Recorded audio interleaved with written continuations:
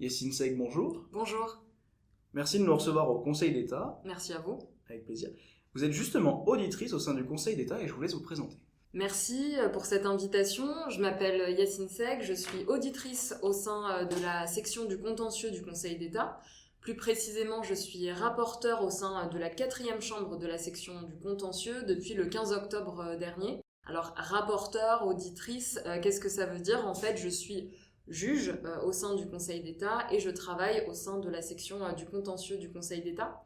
Avant de rejoindre le Conseil d'État, j'ai exercé pendant 2 ans les fonctions de chef de département des politiques de recrutement, d'égalité et de diversité au sein de la Direction générale de l'administration et de la fonction publique. Et auparavant, quel est mon parcours ? J'ai fait des études de droit et de sciences politiques à l'université Paris 1 Panthéon-Sorbonne et à l'université Paris-Dauphine. J'ai ensuite réussi, à l'issue de mon cursus académique, le concours de l'Institut régional d'administration de Lille. Et j'ai travaillé ensuite pendant 4 ans au sein de la direction des ressources humaines de la Caisse des dépôts et consignations, qui est un établissement public financier, avant de réussir le concours interne de l'École nationale d'administration, bien connue sous le nom d'ENA. Alors justement, ce qui nous amène aujourd'hui, c'est votre fonction au sein du Conseil d'État. Est-ce que vous pourriez définir un peu plus précisément ce métier que vous exercez ? Bien sûr. Alors, ce qu'il faut savoir, c'est que quand on arrive au sein du Conseil d'État et quand on est membre au sein du Conseil d'État, nous jugeons les litiges entre les citoyens et l'administration. En fait, le travail du rapporteur au sein de la section du contentieux du Conseil d'État, c'est un travail qui permet d'instruire les requêtes, les dossiers devant le Conseil d'État, et c'est la première personne, en fait, le rapporteur, qui examine ces dossiers. Qu'est-ce qu'il fait quand il examine les dossiers ? Eh bien, le rapporteur doit rédiger une note d'analyse en proposant une solution pour résoudre le litige qui lui est présenté et un projet de décision. Ce qu'il faut savoir aussi, c'est que, en fonction de la sensibilité du dossier, en fonction de sa complexité, le rapporteur peut être amené à présenter ses travaux dans le cadre d'une réunion qu'on appelle dans notre jargon une séance d'instruction, au sein de la chambre auprès de laquelle il est affecté. Personnellement, comme je vous l'ai dit tout à l'heure, je suis affectée auprès de la 4e chambre de la section du contentieux. Il faut savoir qu'il existe 10 chambres au sein de la section du contentieux du Conseil d'État qui traitent de thématiques variées.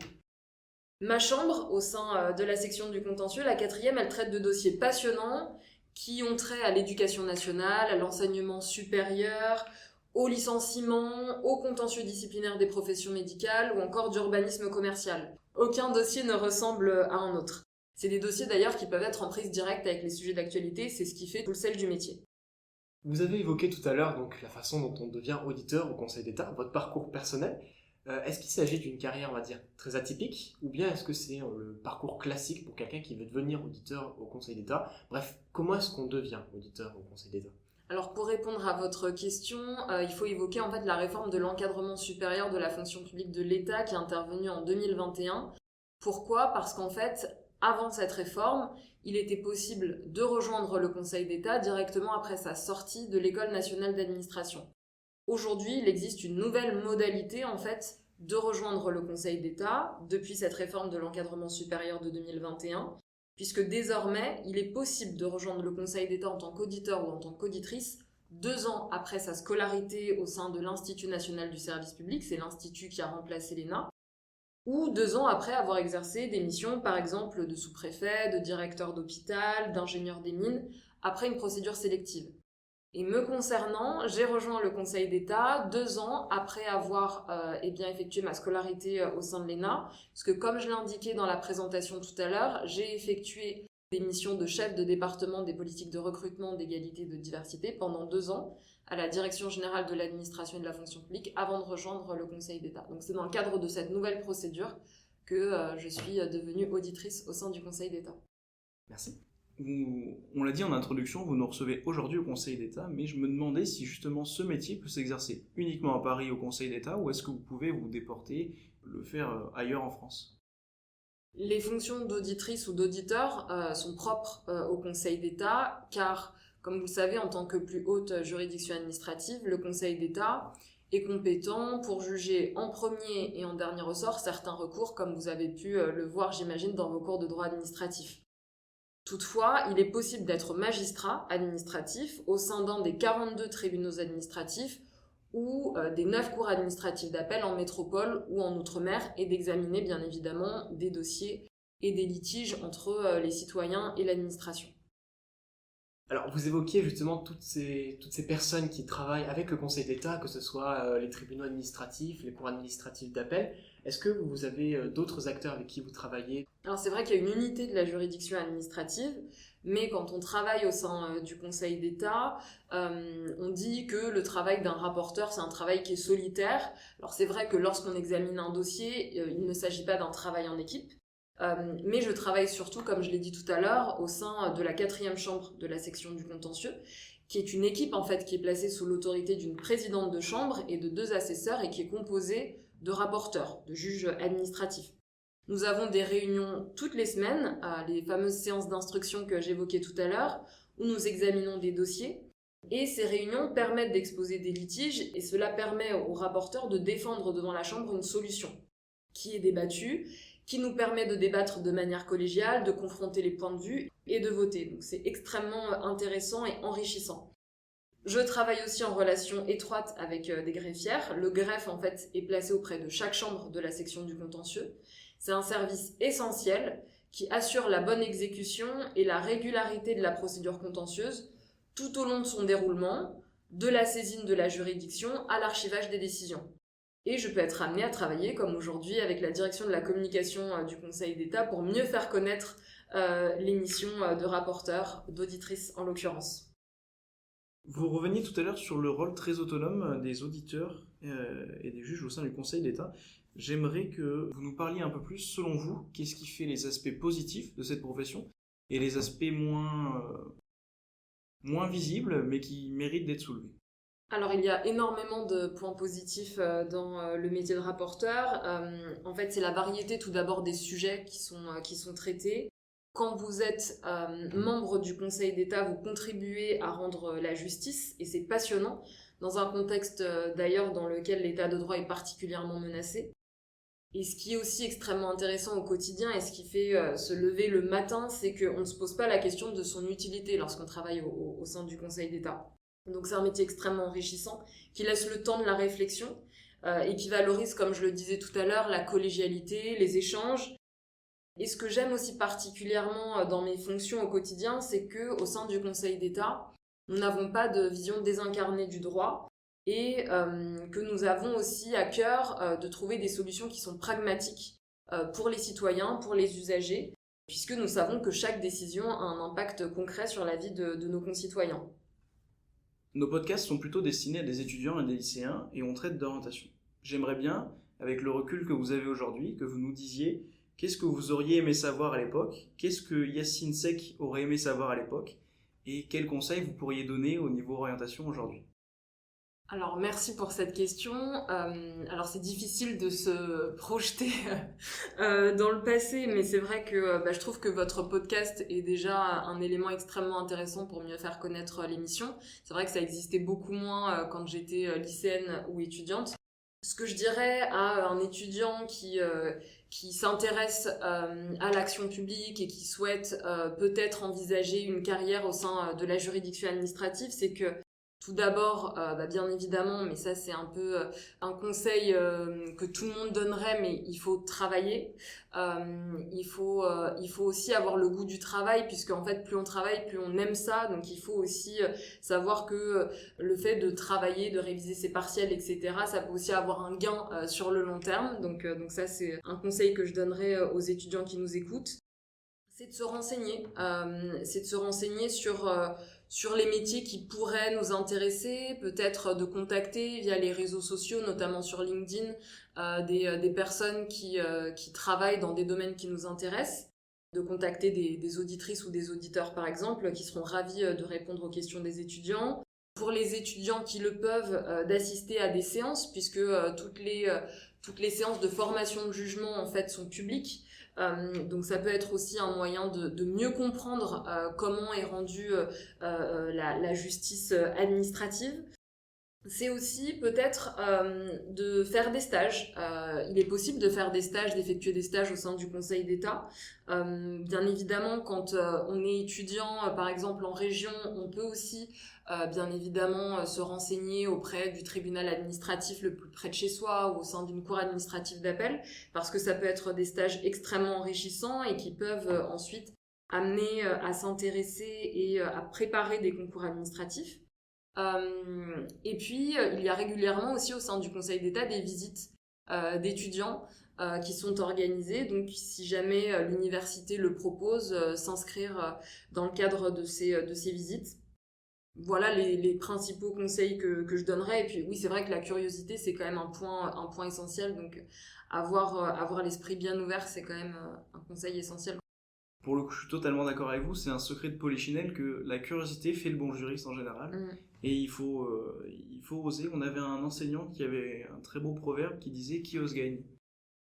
Il faut oser pousser les portes et aller justement poser les bonnes questions. Et j'imagine en plus que pendant les journées du patrimoine, où il doit y avoir des événements qui sont organisés... Le Conseil d'État est ouvert pendant, bien évidemment, les journées européennes du patrimoine et c'est chaque année un succès.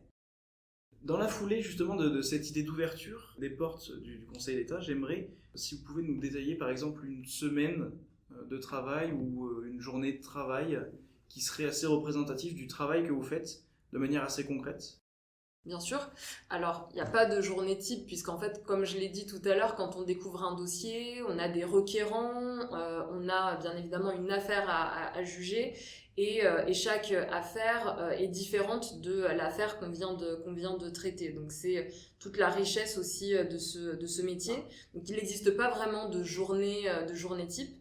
Ce que je peux indiquer, c'est tout d'abord que bien évidemment, il y a l'examen de son dossier, la préparation de la note d'analyse, la rédaction d'un projet de décision qui sera ensuite soumis à ce qu'on appelle un réviseur, donc une personne qui va relire votre note d'analyse et votre projet de décision, qui apportera des modifications, qui complétera, qui enrichira en fait votre analyse et qui pourra être débattue, comme je l'indiquais, dans le cadre d'une séance d'instruction, donc une réunion qui est composée de l'ensemble des membres de la chambre de la section du contentieux, donc, et qui permet de débattre de la solution que vous avez proposée, du litige.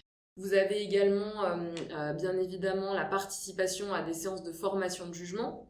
Vous assistez, vous pouvez rapporter en séance, où là, le rapporteur, en fait, le travail du rapporteur, c'est de rappeler les principaux faits, et vous assistez, bien évidemment, aux conclusions du rapporteur public, au délibéré, et ensuite, la décision de justice est rendue.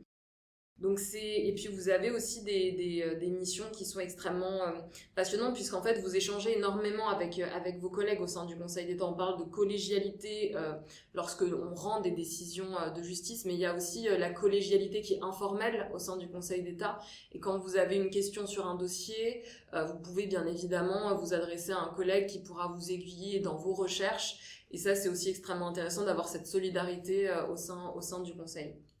Donc même si à première vue, quand on est auditeur, ça paraît être un travail très autonome, très solitaire, comme on a pu l'évoquer précédemment, finalement ça reste quand même quelque chose de très soudé, où les différents auditeurs, auditrices vont s'entraider entre les uns les autres et construire en fait finalement une réponse collégiale, collective à une question qui est posée. Tout à fait. Quand en fait vous arrivez au sein du Conseil d'État et quand vous êtes jeune membre au sein du Conseil d'État, un mentor vous est affecté, qui est en fait un auditeur qui a 2 ans de plus d'ancienneté que vous et qui va relire vos premières notes, vos premiers projets de décision pour vous permettre justement de monter en compétence. Donc ça, il y a aussi une vraie solidarité au sein du Conseil d'État, et puis vous pouvez aussi vous adresser à des collègues qui ont plus d'expérience que vous et qui seront très heureux de vous aider dans vos premiers pas au sein du Conseil d'État.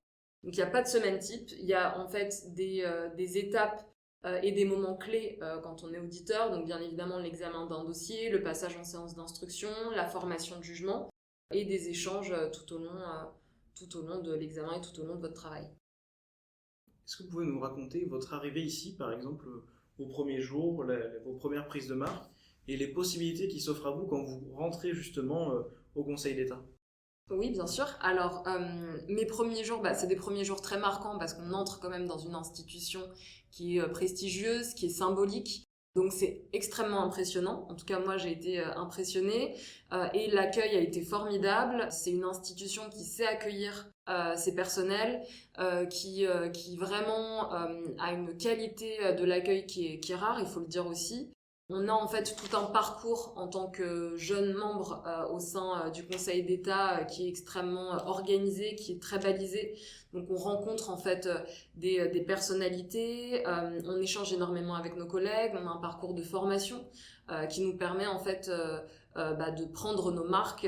Et ce qui est aussi extrêmement intéressant au sein du Conseil d'État, c'est que quand on arrive, on nous laisse aussi le temps de trouver nos marques et d'apprendre. Et ça, c'est aussi extrêmement précieux quand on vient d'arriver. Et après, c'est aussi de se dire que le travail que l'on exerce au quotidien est extrêmement utile pour l'ensemble de nos concitoyens. En tout cas, moi, ce qui m'a marqué, c'est de mesurer aussi la responsabilité qui est la nôtre. Justement, dans un contexte, comme je le disais tout à l'heure, où il y a de nombreuses attaques contre l'état de droit, où il y a aussi un besoin et un accroissement en fait de la judiciarisation de la société, qui nécessite justement d'examiner des affaires dans le délai le plus court possible, mais de rendre des décisions aussi éclairées et les plus justes. Donc c'est extrêmement intéressant, impressionnant et valorisant. Oui, et puis j'imagine que commencer son travail par au nom du peuple français, ça doit aussi faire quelque chose. Oui, il y a un sentiment de fierté, il y a un sentiment aussi, comme je le disais, de responsabilité. Et puis quand on arrive au sein du Conseil d'État, on prête serment devant le vice-président du Conseil d'État pour mesurer aussi toute la solennité justement de nos missions. Donc ça aussi, c'est un moment impressionnant et un moment dont on se souviendra longtemps en tant que jeune auditeur ou jeune auditrice, ça je peux vous le garantir. Ça vous a marqué vous aussi? Oui. On imagine assez. Oui. Lorsqu'on est auditrice ou auditeur au sein du Conseil d'État, quelles sont les perspectives d'évolution, de carrière que l'on a au sein du Conseil d'État ou ailleurs d'ailleurs? Alors, elles sont très nombreuses. D'abord, quand on arrive en tant qu'auditeur ou auditrice au sein du Conseil d'État, nous sommes affectés pendant 2 ans au sein de la section du contentieux. Donc, nous travaillons exclusivement sur des dossiers contentieux. On bascule au bout de la 2e année en ce qu'on appelle un passage en double affectation, c'est-à-dire qu'on travaille à la fois au sein de la section du contentieux, mais également au sein d'une section administrative, une section consultative. Il en existe 5 au sein du Conseil d'État. À l'issue de ces 3 années d'auditorat, il y a des perspectives au sein même du Conseil d'État pour exercer des responsabilités, par exemple au sein du Centre de recherche et de diffusion juridique. Il est également possible d'envisager des fonctions de rapporteur public au sein de la section du contentieux. Et puis, il y a toutes les perspectives offertes à l'extérieur du Conseil d'État, donc l'exercice de missions à responsabilité au sein de l'administration, au sein d'opérateurs, d'établissements publics qui sont extrêmement riches et qui sont extrêmement nombreuses. Donc ça, ce sont aussi des perspectives qui sont extrêmement intéressantes. Alors pour conclure, on a une tradition avec le podcast, c'est de vous laisser la fin. La fin est pour vous en fait. L'idée, c'est de nous donner soit des anecdotes, soit un vécu, soit le pourquoi du comment où vous êtes arrivé à la conclusion de faire ce que vous faites aujourd'hui. Pour le mot de la fin, tout d'abord, vraiment vous remercier pour votre invitation à participer à ce podcast. Un vrai plaisir pour moi. Et sur le souvenir ou ma motivation, des motivations pour rejoindre le Conseil d'État, elles étaient extrêmement nombreuses. Tout d'abord, c'est vraiment l'idée d'apprendre un vrai métier au sein du Conseil d'État. C'est de me dire que en fait la fonction de juge, c'est une fonction qui est aujourd'hui essentielle. On parlait tout à l'heure du contexte actuel, donc c'est aussi une fonction qui est extrêmement regardée, qui est extrêmement critiquée, il faut le dire, mais qui est essentielle aujourd'hui et qui est au cœur de nos institutions. Donc ça, c'était vraiment la motivation première, un vrai métier au cœur de l'état de droit. Et puis, comme on le disait aussi juste avant, c'est aussi toutes les perspectives qui sont offertes par le Conseil d'État qui sont riches pour une carrière et pour la vie professionnelle. Donc c'est aussi c'est cette double motivation-là qui m'a conduit à déposer ma candidature, et je suis très heureuse d'avoir tenté cette candidature et d'avoir été retenue à l'issue de la procédure. Dans les souvenirs qui sont extrêmement marquants, le premier dossier dont je me souviens, et puis des dossiers aussi sensibles, puisque derrière chaque dossier, il y a un requérant. Pour les auditeurs, pour les auditrices et pour tout membre du Conseil d'État, on sait bien que derrière un dossier, il y a aussi la vie de nos concitoyens et des attentes aussi extrêmement fortes. Donc ça, je souhaitais aussi le souligner en mot de la fin. Et puis, pour vous donner une anecdote, j'avais été invitée par l'Université de Bourgogne-Europe à intervenir pour présenter mes fonctions, comme je le fais aujourd'hui avec vous. Et c'est vrai que je me suis aussi sentie utile parce que j'ai le souvenir d'étudiants qui sont venus me parler à la fin de l'intervention en disant qu'ils n'avaient pas du tout pensé à rejoindre ou en tout cas à exercer des fonctions au sein de la juridiction administrative, et que voilà, j'avais pu leur donner en tout cas envie de creuser dans cette voie-là. Donc la volonté aussi justement de dire que c'est possible si on travaille, si on est travailleur, si on a vraiment aussi à cœur de travailler pour le service public, et de se sentir utile aussi au quotidien. Bien, Yacine Seck, merci beaucoup. Les deux privatistes que nous sommes avons, je pense, passé un très bon moment. Oh oui. Et nous vous en remercions. C'était partagé.